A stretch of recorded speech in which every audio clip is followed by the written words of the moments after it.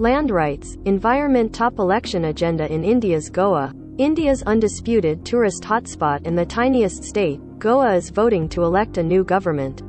Goa, India, India's undisputed tourist hotspot, and the tiniest state in the world's largest democracy, is voting Monday to elect a new government with an eye toward restoring an economy ravaged by the pandemic and saving the environment threatened by an unbridled real estate boom.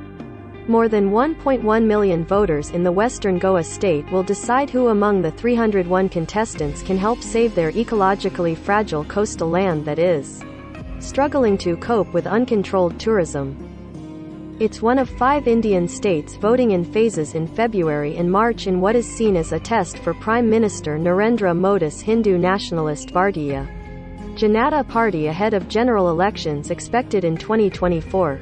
Results will be declared on March 10. The locals can't afford an apartment or a house or a plot of land in Goa anymore since the real estate prices have been driven sky high by those who want a slice of this paradise, said Atish Fernandez, who runs the popular Joseph Bar in capital Panjim. The state has a population of less than 2 million but hosted more than 8 million tourists in 2019, before the pandemic shuttered restaurants and rendered thousands jobless. Hundreds died last year due to frequent disruptions in oxygen supplies at the Goa Medical College COVID-19 facility. The travel and tourism industry, the lifeline of Goa's economy, is slowly recovering but not all jobs have come back. Goa has also emerged as a preferred second home destination for India's affluent middle class, fueling frenetic construction activity. Fernandez said land rights are a major issue for every Goan since the new wealth is mostly being generated from the sale of ancestral lands, real estate development or brokerage to feed a growing demand. At a campaign rally in the heart of Goa on Thursday, Modi offered voters his vision of a golden Goa, with prosperity fueled by tourism and infrastructure.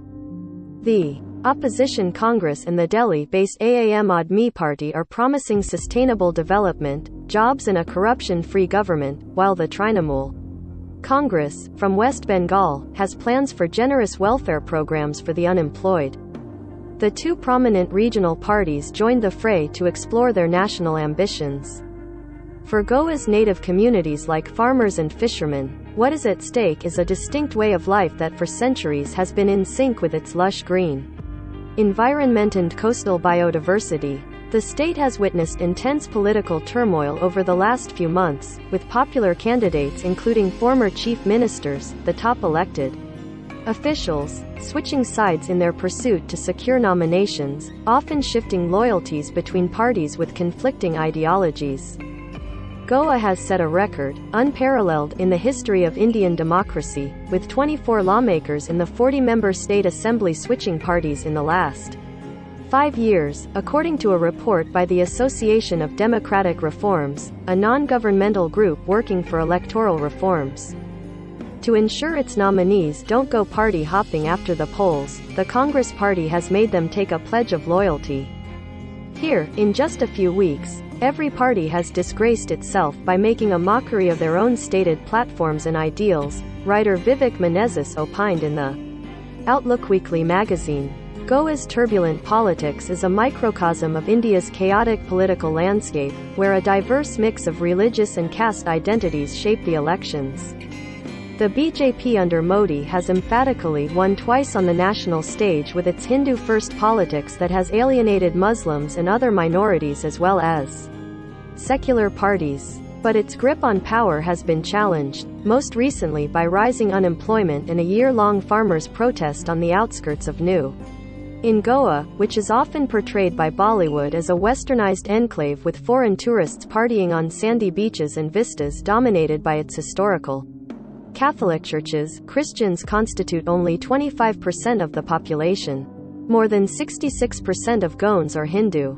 Despite controversial statements on rebuilding Hindu temples destroyed by the Portuguese, the Hindu majoritarian agenda of the BJP has had to accommodate the minority Christian community in its quest to win elections.